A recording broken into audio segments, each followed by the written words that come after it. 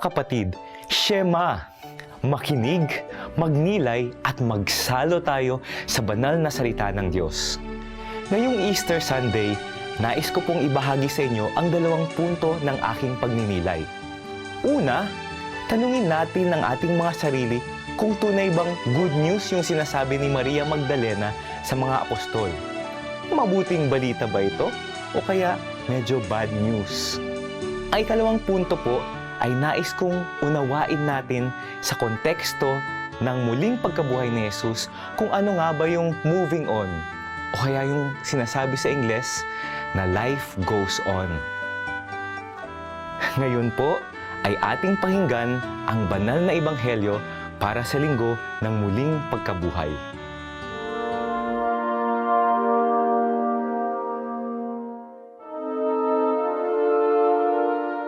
Madilim-dilim pa ng araw ng linggo, naparoon na si Maria Magdalena sa libingan. Naratnan niyang naalis na ang batong panakip sa pinto ng libingan. Dahil dito, patakbo siyang pumunta kay Simon Pedro at sa alagad na mahal ni Jesus at sinabi sa kanila, "Kinuha sa libingan ng Panginoon. Hindi namin alam kung saan siya dinala." Kaya si Pedro at ang nasabing alagad ay nagpunta sa libingan. Kapwa sila tumakbo ngunit si Pedro ay naunahan ng kasamang alagad. Yumuko ito at sumilip sa loob. Nakita niyang nakalagay ang mga kayong lino ngunit hindi siya pumasok. Kasunod niyang dumating si Simon Pedro at tuloy-tuloy itong pumasok sa libingan. Nakita niya ang mga kayong lino at ang panyong ibinalot sa ulo. Hindi ito kasama ng mga kayong lino, kundi hiwalay na nakatiklop sa isang tabi. Pumasok din ang alagad na naunang dumating. Nakita niya ito at siya'y naniwala. Hindi pa nila nauunawaan ang nasasaad sa kasulatan na kailangang muling mabuhay si Jesus.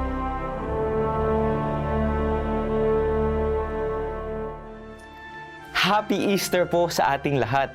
Christ is truly risen. Alleluia, alleluia. Si Kristo ay muling nabuhay. Sabihin natin sa lahat, alleluia, alleluia. Mga kapatid, ngayon pagnilayan natin at balikan ang kwento ni Maria Magdalena sa ebanghelyong ipinahayag.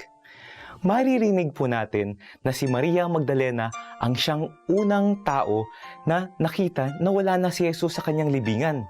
Kaya ano ang kanyang ginawa? Ayun, tumakbo, pumunta sa mga apostol at ipinahayag sa kanila na, "Mga apostol, mga kaibigan, hindi ko na makita si Jesus. Kinuha nila siya mula sa kanyang libingan. Hindi natin alam kung saan nila dinala si Jesus." Ngayon, tatanungin natin, ano ba yun? Good news o kaya bad news? Sa palagay ko, parang bad news ata yun. Dahil ang sinasabi ni Maria, ninakaw ang katawan ni Jesus at wala na sa libingan.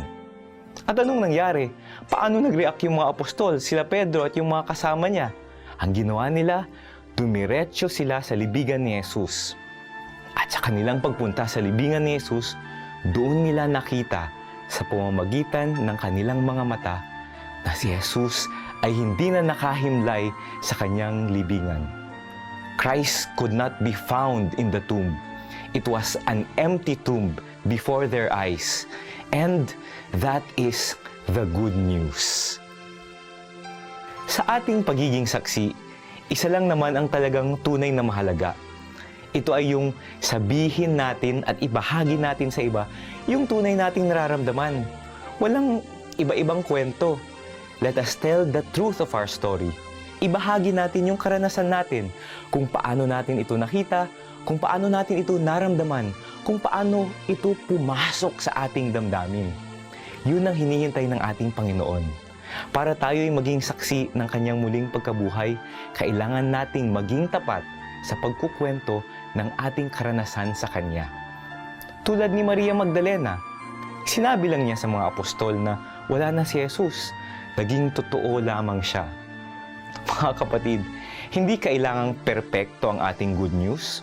Oo, okay, good news, pero hindi kailangang hindi ito malungkot o dapat masaya ito. Ang good news ay ang pagsasabi natin ng katotohanan sa ating kapwa, what we truly feel inside. Si Maria, nung ibinahagi niya kung anong nakita niya at naranasan niya doon sa mga ibang apostol, sinasabi niya kung ano ang sinasalamin ng kanyang puso.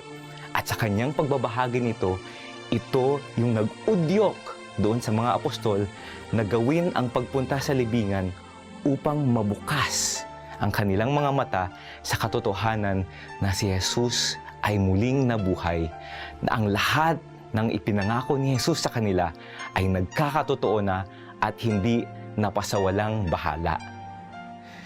Mga kapatid, ngayong Easter Sunday, ang mga pari sa simbahan ay nagbabahagi ng kanilang mga homilya na ang Diyos na si Kristo ay muling nabuhay, na tayo'y wala ng problema, na tayo'y magsisimula na sa isang paglalakbay, na tayo'y pwedeng makapiling na natin ang ating Panginoon sa eternal life.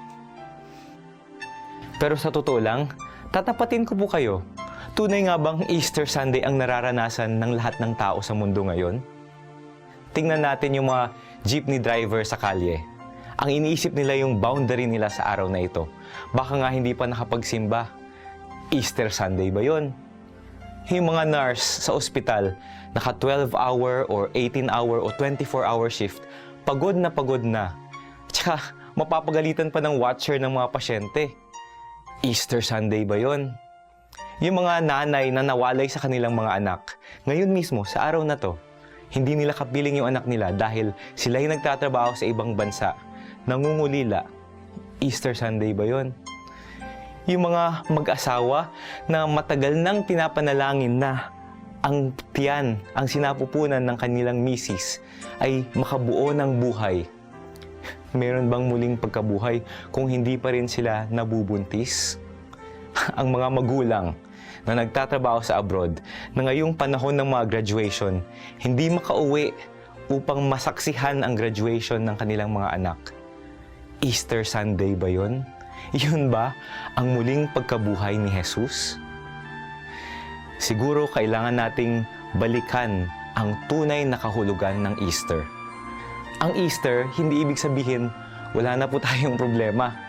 Ang Easter, hindi ibig sabihin binubura na ni Jesus ang may hirap na karanasan ng buhay. Ang Easter ay hindi isang pag-aalis ng paghihirap sa buhay.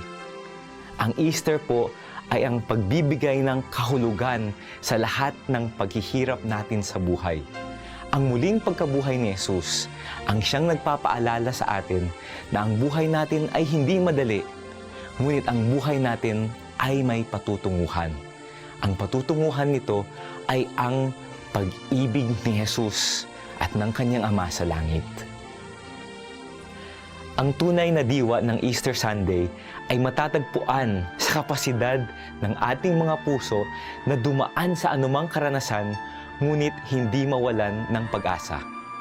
Ang Easter Sunday ay ang kapasidad ng ating mga kaluluwa na tanggapin ang kahit anong sakit o pait ng buhay, ngunit magkaroon pa rin ng pag-asa sa ating Panginoong Jesus. Balikan natin ang kwento ni Maria Magdalena sa Ebanghelyo. Sigurado ako, habang siya'y tumatakbo papunta sa mga apostol, siya'y umiiyak, humahagulhol, confused dahil nasaan na ang katawan ng Panginoon? Kinuha, ninakaw. Hindi ko na makikita si Jesus. Iyon yung karanasan ni Maria. Nalulungkot, nalulumbay, nangungulila, at naguguluhan sa kanyang puso. Ngunit nanatili ba siya doon? Hindi. Makikita natin kay Maria Magdalena ang kahulugan ng Easter Sunday. Life goes on. Hindi natin kailangang manatili sa lungkot. Meron tayong pwedeng gawin. Magpapatuloy ang ating buhay sa pag-asa, sa pangungulila, at sa kaligayahan na balang araw makikita natin ang ating Panginoon. Mga kapatid, simula ng araw na ito, inaanyayahan ko po kayong lahat na maglakbay sa 50 araw ng Easter season na dala-dala ang mga pagninilay na ito. Na tayo'y mag-move on kahit anong mangyari. At hindi lang mag-move on, kundi mag-move on tayo, hawak kamay si Kristo. Si Kristo na muling nabuhay. Mga kapatid, Samahan ninyo ako sa isang maikling panalangin. Maraming salamat po sa regalo ng muling pagkabuhay. Maraming salamat po sa Easter Sunday.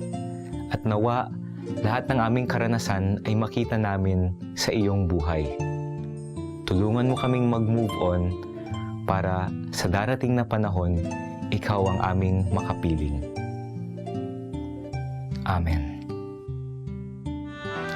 Mga kapatid, napagnilayan na po natin ang mga banal na salita ng Diyos.